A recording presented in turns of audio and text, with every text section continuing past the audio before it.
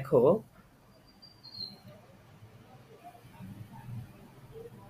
প্রিয় ছাত্রছাত্রী, বর্ণমালা কোচিং সেন্টারের পক্ষ থেকে তোমাদের সামনে আরেকটি আমি নতুন ভিডিও নিয়ে হাজির হয়েছি। তোমরা গুরুত্বপূর্ণ সহকারে শোনো, আশা করি তোমরা খুবই উপকৃত হবে। তোমরা যারা এবছর উচ্চ মাধ্যমিক পরীক্ষা দিচ্ছ তাদের ক্ষেত্রে এই ভিডিওটি, ঠিক আছে? আর তোমরা অবশ্যই অবশ্যই খাতা কলম, তারপর তোমার খাতা কলম বই এগুলো নিয়ে বসে পড়ো এবং তোমরা কবিতাটি শোনো এবং তোমরা বিষয়বস্তু অনুধাবন করার চেষ্টা করো। আশা করি তোমাদের যথেষ্ট পরিমাণে উপকৃত হবে এবং কবিতাটার থেকে যত শর্ট কোশ্চেনই আসুক তোমরা এখান থেকে তার উত্তর কিন্তু করতে পারবে। তা তোমরা যারা জানো, তোমাদের কবিতাগুলো মানে প্রায় খুব সুন্দর সুন্দর কবিতাগুলো রয়েছে। কয়েকটি কবিতা তোমাদের পড়তে হয়, যেমন আমি তোমাদের বলে দিচ্ছি। তোমরা উচ্চ মাধ্যমিকে তোমাদের হচ্ছে কবিতা পড়তে হয় মাত্র হচ্ছে 5টি কবিতা। একটি হচ্ছে রূপনারায়ণের কুলে, 2 নম্বর হচ্ছে শিকার, 3 নম্বর হচ্ছে মহুয়ার দেশ, 4 নম্বর আমি দেখি, আরেকটি কবিতা হচ্ছে কন্দনলতা জননীর পাশে। ইতিমধ্যে আমি রূপনারায়ণের কুলে এবং আমি দেখি কবিতাটি আমার ইউটিউব চ্যানেল বর্ণমালা কোচিং সেন্টার এটির মধ্যে আপলোড করা রয়েছে। তোমরা একটু দেখে নিও। আশা করি তোমরা খুব উপকৃত হবে, ঠিক আছে? আর প্রত্যেকটা বিষয় তোমাদের মানে এবং তার বিষয়বস্তু কি কারণে কবিতাগুলো লেখা হয়েছে বা লেখক কেন এর নামকরণ করেছেন, সমস্ত বিষয়ই প্রত্যেকটা কবিতার মধ্যেই আমি আলোচনা করে ভিডিওগুলো তোমাদের সুবিধার্থে ইউটিউবে কিন্তু আমি মানে দিচ্ছি, ঠিক আছে? তা তোমরা অবশ্যই অবশ্যই বর্ণমালা কোচিং সেন্টার যে চ্যানেলটি রয়েছে সেটা লাইক কমেন্ট শেয়ার এবং সাবস্ক্রাইব করে দিবে। তা বেশি দেরি করছি না, আমি শুরু করে দিচ্ছি। দেখো, আজকের যে কবিতাটা নিয়ে আমি শুরু করব সেটা হচ্ছে ক্লাস 12 তোমাদের হচ্ছে একেবারে যে শেষের একটি কবিতা, যে 5 নম্বর কবিতাটি রয়েছে সেটা হচ্ছে কন্দনরতা জননীর পাশে। কবিতাটার নামই এটা, ঠিক আছে? দেখো, যেহেতু আমি এটা একটা নেট থেকে ডাউনলোড করে নিলাম, তা এখানে ওপরে হেডলাইন হিসাবে দেওয়া নেই, ঠিক আছে? তা কন্দনরতা জননীর পাশে এটা কবিতাটির নাম এবং কবির নাম হচ্ছে মৃদুল দাশগুপ্ত। আমি একটু পাশে লিখে রাখলাম, মৃদুল দাশগুপ্ত, ঠিক আছে?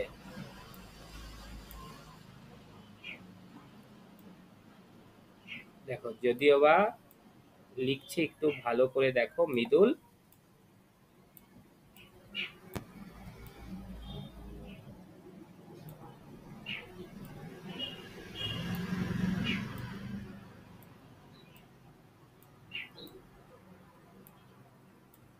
দেখো, এখানে আমি লিখছি, যদিও বা লেখাটা ভালো হচ্ছে না, তবে আস্তে আস্তে আশা করি হয়ে যাবে। তা তোমাদের বোঝা দিয়ে কথা, তোমরা একটু বুঝে নাও, ঠিক আছে? তা লেখককে, লেখক হচ্ছে মৃদুল দাশগুপ্ত, ঠিক আছে?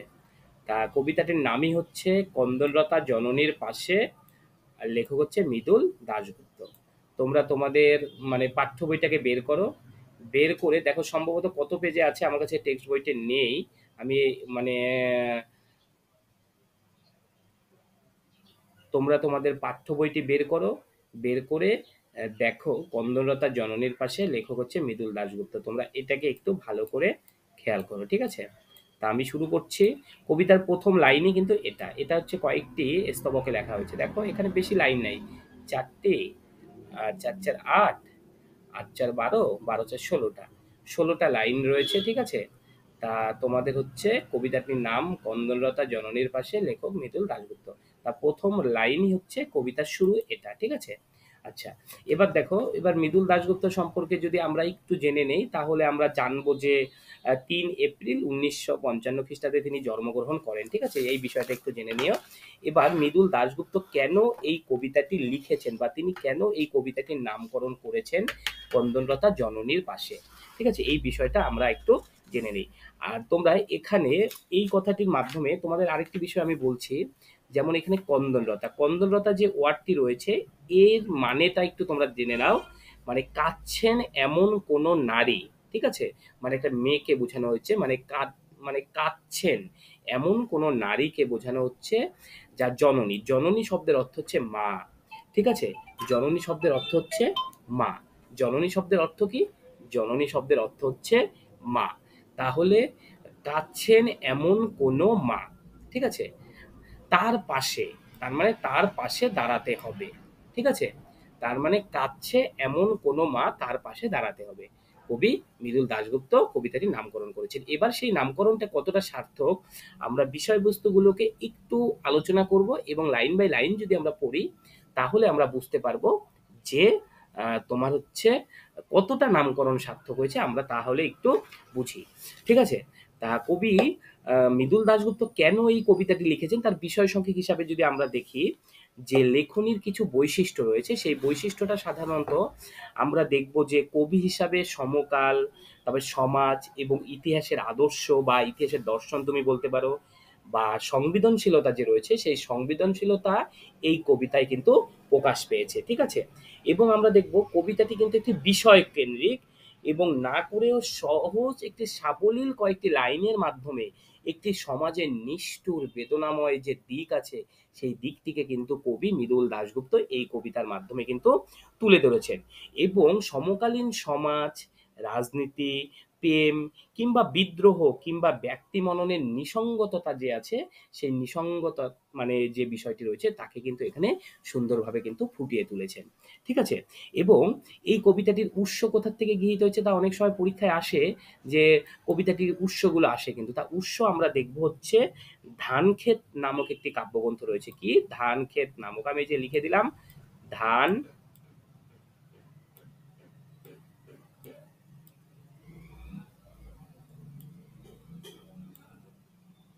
দেখো এটা যুক্তক্ষ হবে। ঠিক আছে? আমি এখানে মাউস দিয়ে লিখতে পারলাম না। যাই হোক ধানক্ষেত। ঠিক আছে? তাহলে ধানক্ষেত নামক কবিতা থেকে কিন্তু এই কবিতাটি গৃহীত হয়েছে এবং এই কবিতাটির মূল ভাব কি? মূল ভাব আমরা দেখব হচ্ছে স্বদেশ বা তোমার হচ্ছে স্বজনের রক্তাক্ত যে মুখ রয়েছে, ঠিক আছে? সেই মুখ দেখে কবির হৃদয় একেবারে আলোড়িত হয়ে উঠেছে। মানে কবির হৃদয় একেবারে মানে নিসঙ্গতাকে যেন একবারে ডেকে নিয়ে এসেছে। ঠিক আছে? কবির বিক্ষুব্ধ অন্তর যে প্রশ্ন রয়েছে সেই প্রশ্ন জেগেছে সৃষ্টিশীলতার সৃষ্টিশীলতায় ঘটেছে তোমার হচ্ছে তার প্রকাশ অর্থাৎ ক্রিয়েটিভিটির মাধ্যমে কবির তার যে হৃদয়ের একটি বেদনা এই কবিতাটার মাধ্যমে কবি কিন্তু এখানে তুলে ধরেছেন। কবি একটা লাইন এখানে বলেছেন যে তবে কেন লেখা কেন গান গাওয়া কেন তবে এত আঁকাআঁকি। ঠিক আছে? অর্থাৎ শাসকের মানে নিরপরাধ মানুষের নির্মম করুণ পরিণতির বিহিত খুঁজতে কবি বিধির বিচারের অপেক্ষায় দিন গুনতে পারবেন না। কবি এই কথাটিই কিন্তু বলেছেন এই কবিতায়। ঠিক আছে? অর্থাৎ শাসক শ্রেণী সাধারণ জননী বা সাধারণ মানুষদের ওপর যে পরিমাণে অত্যাচার করছে সেই অত্যাচারের কবে তার প্রতিবিধান হবে বা কবে অত্যাচার থেকে রেহাই পাবে তার জন্য বিধির বিধানের দিকে চেয়ে থাকা কবি কিন্তু সেই মানে দিন সেটা গুনতে কিন্তু চান না বা গুনতে পারেন না। ঠিক আছে? তিনি শুনতে পান মাতৃভূমির কান্না। তিনি মাতৃভূমি মানে এই ভারত মাতা অর্থাৎ মাতৃভূমির কান্না কিন্তু তিনি শুনতে পান। তার বিবেক মানে খুঁজতে চায় তার বিবেক জেগে ওঠে। কেমন করে জেগে ওঠে? বারুদের বিস্ফোরণের মতো ফেটে পড়তে চান এবং অসহায় সন্তানের দুঃখে ক্রন্দনরতা মানে কাঁদছে এমন কোনো জননী বা মায়ের পাশে কবি মৃদুল দাশগুপ্ত কিন্তু দাঁড়াতে চান। ঠিক আছে? এটা হচ্ছে কবিতার আমরা হচ্ছে মূল ভাব যদি আমরা দেখি তাহলে কিন্তু আমরা দেখব। এবার সাধারণত এই কবিতাটি এই কবিতাটি কবি যে লিখেছেন তার একটা প্রেক্ষাপট রয়েছে। সেই প্রেক্ষাপটটা আমরা সাধারণত একটু দেখে নেই। দেখো, প্রেক্ষাপটটা সাধারণত হচ্ছে মৃদুল যে দাশগুপ্ত রয়েছেন সেই মৃদুল দাশগুপ্ত তার ধানক্ষেত থেকে কবিতার বইটি প্রকাশিত হয়েছিল। ঠিক আছে? এবং ২০০৭ সালের জানুয়ারি মাসে মনে রাখবে কত সালে? ২০০৭ সালের জানুয়ারি মাসে। এবং এই পুস্তিকা যে রয়েছে এই পুস্তিকায় প্রকাশিত যে সবকটি কবিতাই একটি নির্দিষ্ট সময় যে রয়েছে সেই নির্দিষ্ট সময় নির্দিষ্ট রাজনৈতিক প্রেক্ষাপটে কিন্তু কবি কিন্তু লিখেছিলেন। কিংবা আরো স্পষ্টভাবে যদি আমরা বলতে চাই তাহলে আমরা দেখব যে সেই সময় কালপর্বে হুগলি জেলা যে ছিল সেই হুগলি জেলার সিঙ্গুর বলে একটা জায়গা ছিল যেখানে মানে সিঙ্গুরের আন্দোলনটা, ঠিক আছে? সেই আন্দোলনের প্রেক্ষাপটে, ঠিক আছে? বা সেই হুগলি জেলার মানে সিঙ্গুরের জমি অধিগ্রহণকে কেন্দ্র করে অর্থাৎ জমি অধিগ্রহণকে কেন্দ্র করে পরপর যে সমস্ত ঘটনা ঘটে, ঠিক আছে? এবং পশ্চিমবঙ্গ তথা ভারতের সমাজ এবং রাজনীতিকে যে তোলপাড় করে তুলেছিল সেই সমস্ত বিষয়ই কবি তার এই কন্দনরতা জননীর পাশে কিন্তু ফুটিয়ে তুলেছেন। তাহলে আমরা দেখব ২০০৭ সালে জানুয়ারি মাসে যখন হুগলি জেলার সিঙ্গুরে একটি মানে আন্দোলন ঘটে, সেই আন্দোলনের পরিপ্রেক্ষিতে কত সমস্ত বেদনাদায়ক ঘটনা, সেই সমস্ত বেদনাদায়ক ঘটনা কিন্তু কবি এখানে কিন্তু তুলে ধরেছেন। ঠিক আছে? এবং সুজলা সুফলা শস্য শ্যামলা আমরা ভারতবর্ষকে বলি। ঠিক আছে? সেই সুফলা কৃষি জমিকে অধিগ্রহণের প্রতিবাদে, ঠিক আছে? বিতর্কে আলোড়িত আন্দোলন, তখন অস্থির হয়ে গিয়েছিল টোটাল রাজনীতি, যে ব্যাপারটা সেই রাজনীতির একেবারে টোটাল যে রাজনীতি, সেই রাজনীতিকে একেবারে আলোড়িত করে তুলেছিল। ঠিক আছে? এবং সংবেদনশীল কবি ছড়াচ্ছলনে সেই অসহনীয় পরিস্থিতিকে তিনি তুলে ধরার জন্য এই কবিতাটির নামকরণ করেন হচ্ছে কন্দনলতা জননীর পাশে। তা কন্দনলতা জননী মানে আমরা দেখব কাছে এমন কোনো জননী বা মাকে বোঝানো হয়েছে, বা সেই সময় সিঙ্গুর আন্দোলনের প্রেক্ষাপটে যে সমস্ত অসহায়তার পরিবেশ তৈরি হয়েছিল, সেই পরিবেশের পাশে দাঁড়িয়ে কবি মৃদুল দাশগুপ্ত কিন্তু এই কবিতাটি কিন্তু লিখেছেন। ঠিক আছে? তাহলে সাধারণত আমরা দেখলাম যে কবি মৃদুল দাশগুপ্ত কেন এই কবিতাটি লিখেছেন, তাহলে আমরা কিন্তু সেটা কিন্তু অনেকটা বুঝতে পারলাম। ঠিক আছে? এবার আমি দেখো তোমাদের লাইন বাই লাইন পড়ে একটু তোমাদের বুঝিয়ে দিচ্ছি, তাহলে তোমাদের সুবিধা হবে। ঠিক আছে? তা দেখো, প্রথম লাইন কিন্তু এটার থেকেই শুরু। হ্যাঁ, তাহলে আমি দেখো শুরু করছি। হ্যাঁ,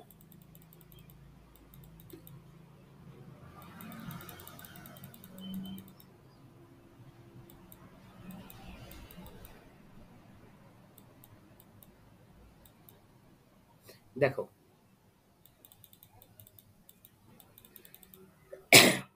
তাহলে প্রথমে কি বলা হয়েছে যে কন্দনরতা, একটু দাঁড়াও, দেখো কি রয়েছে, কন্দনরতা জননীর পাশে। তার মানে কন্দনলতা এর আগেই তোমাদের মানেটা বললাম, কাছে এমন কোনো জননী বা মাকে বোঝানো হয়েছে তার পাশে। ঠিক আছে? তাহলে এখান থেকে যদি প্রশ্ন আসে জননীকে কেন কন্দনলতা বলা হয়েছে, দেখো আমি তোমাদের একটু ব্যাখ্যা করে বলছি। জননীকে কেন কন্দনলতা বলা হয়েছে, অর্থাৎ কবিতায় দেশের যে সাধারণ মানুষ আছে, সেই মানুষের দুঃখ, কষ্ট, যন্ত্রণা এবং মৃত্যু যন্ত্রণায় বৃদ্ধ মাতৃভূমিকে কবি দেখেছেন, এবং দেখে তিনি এই মাতৃভূমিকে কন্দনলতা বলেছেন। তাহলে জননীকে কেন কন্দনলতা বলেছেন, কারণ কবি নিজ চোখে সাধারণ মানুষের দুঃখ, দৈনন্দিন জীবনের হতাশা, এবং তার ফলে কবির যে আরো যে সুখ, মানে দুঃখ কষ্ট যে নিজের চোখে দেখেছেন, সেটাকে উপলব্ধি করেই কবি এই জননীকে কন্দনলতা বলেছেন। তারপর দেখো কি বলছে, এখন যদি না থাকি, তার মানে এখন যদি না থাকি, এই অসহায় পরিস্থিতিতে এখন এই জননী অর্থাৎ মায়ের পাশে এত বিপদের মানে দিনে যদি দাঁড়িয়ে না থাকি, অর্থাৎ তাদের পাশে যদি না থাকি, তবে কেন কেন এ লেখা, কেন গান গাওয়া, তবে আঁকা আঁকি।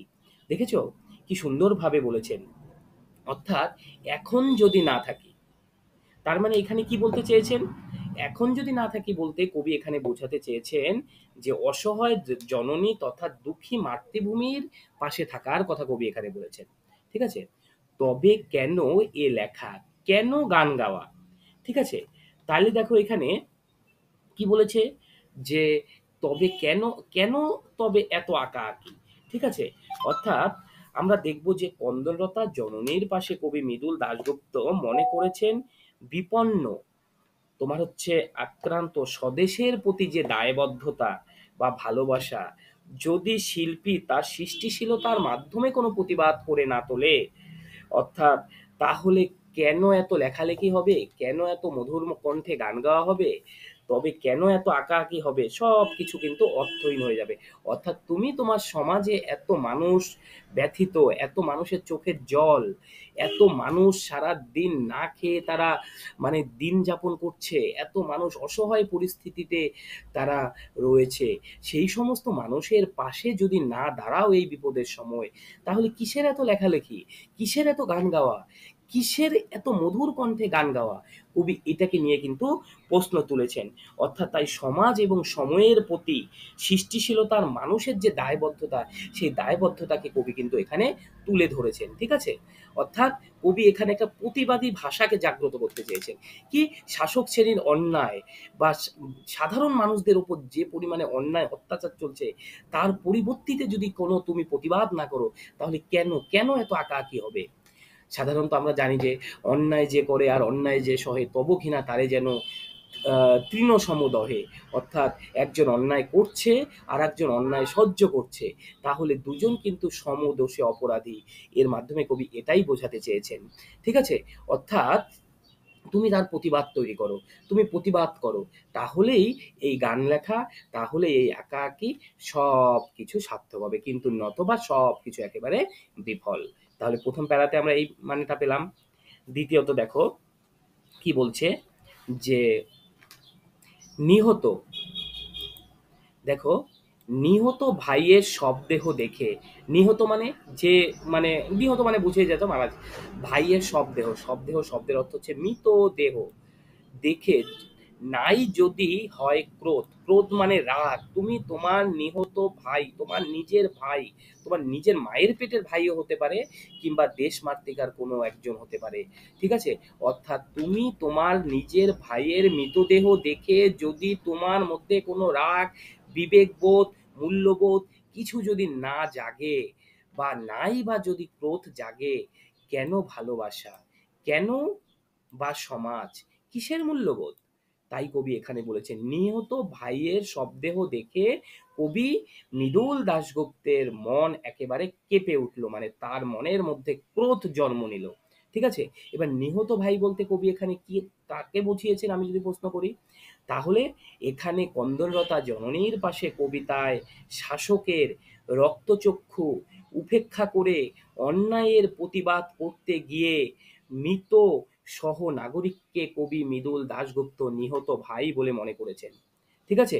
অর্থাৎ মানে অন্যায়ের প্রতিবাদ করতে গিয়ে যখন শাসক শ্রেণীর সেই রক্তচক্ষুকে মানে ভয় না পেয়ে, শাসক শ্রেণীর সেই রক্তচক্ষুকে ভয় না পেয়ে যখন সে অন্যায়ের প্রতিবাদ করতে গিয়েছে, তখন আমরা দেখব তার মৃত সহ নাগরিককে কবি দেখে বলেছেন তাহলে কিসের, মানে প্রতিবাদ, তোমার হচ্ছে নিহত, মানে তাকে নিহত ভাই বলে উল্লেখ করেছেন।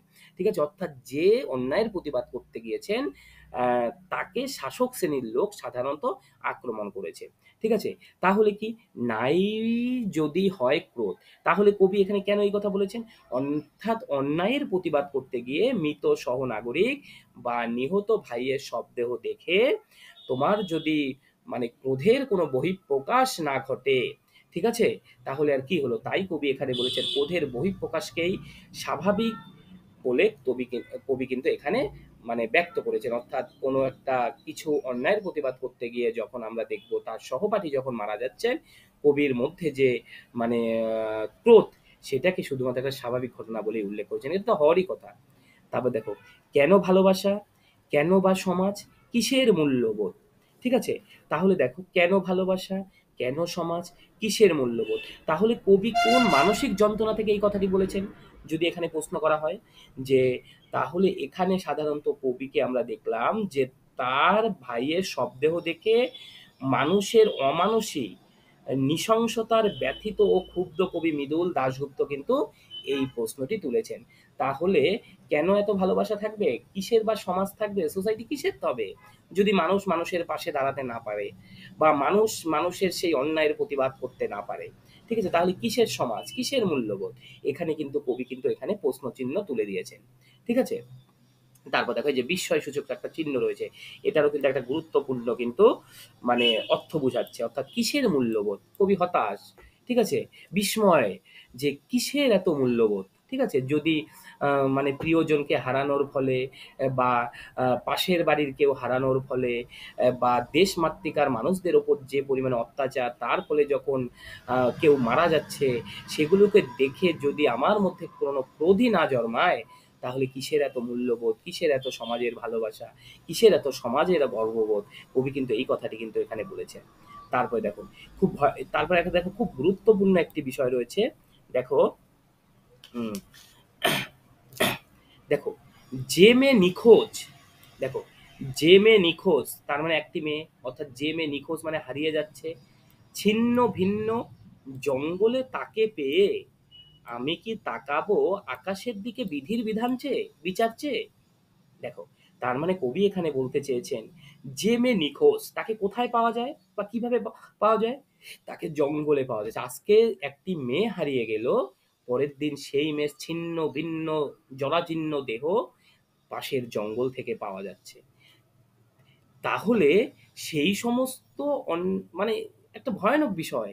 তাহলে কবি এখানে বলতে চেয়েছেন যে মেয়ে হারিয়ে যাচ্ছে বা যে মেয়ে নিখোঁজ, তার ছিন্ন ভিন্ন দেহ সহ পরের দিন তাকে যখন জঙ্গলে পাওয়া যাচ্ছে, তাহলে সেই মেয়ের সঙ্গে কি হয়েছে এখানে বলার অপেক্ষা রাখে না। অর্থাৎ তখন কবি বলতে চেয়েছেন আমি কি তাকাবো আকাশের দিকে বিধির বিচার চেয়ে যে ভগবান এটা কি হলো।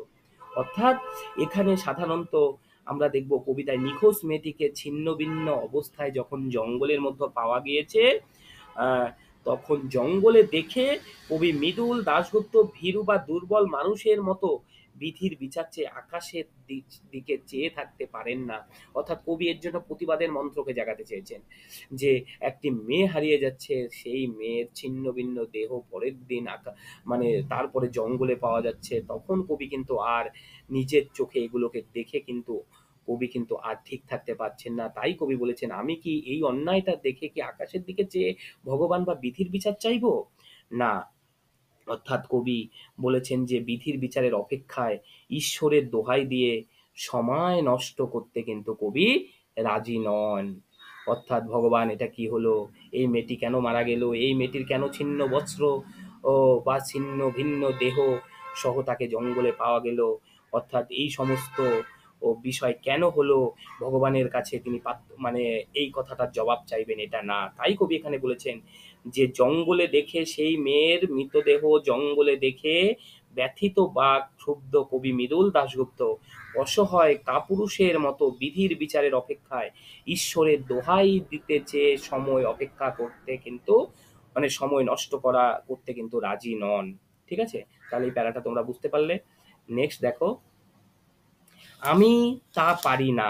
দেখো, আমি তা পারি না, তার মানে লেখক এখানে কি বলতে চেয়েছেন, আমি তা পারি না অর্থাৎ কন্দরতা জননীর পাশে কবিতায় মৃদুল দাশগুপ্ত নিখোঁজ মেয়েটির ছিন্ন ভিন্ন মৃতদেহ দেখে বিধির বিচার চেয়ে আকাশের দিকে কবি তাকিয়ে থাকতে পারেন না। তাই কবি কিন্তু মানে বলেছেন, এগুলো কিন্তু পরীক্ষায় আসে লাইনগুলো।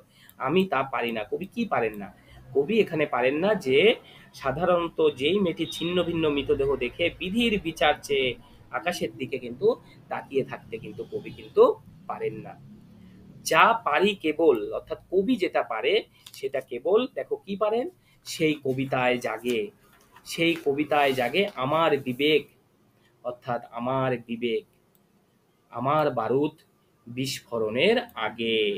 অর্থাৎ যা পারি কেবল, অর্থাৎ কবি কি পারেন যদি আমি এখান থেকে প্রশ্ন করি, তাহলে কবি আক্রান্ত জন্মভূমির বিপন্নতার দিনে তার লেখা কবিতায় নিজের বিবেককে জাগিয়ে যে রাখতে পারে তার কথা কিন্তু কবি এখানে বলতে চেয়েছেন।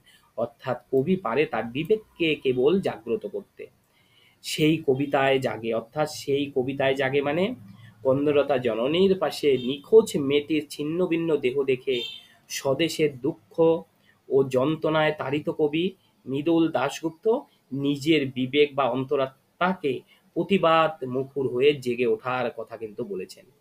তারপর দেখো কি বলেছেন, আমার বিবেক আমার বারুদ বিস্ফোরণের আগে।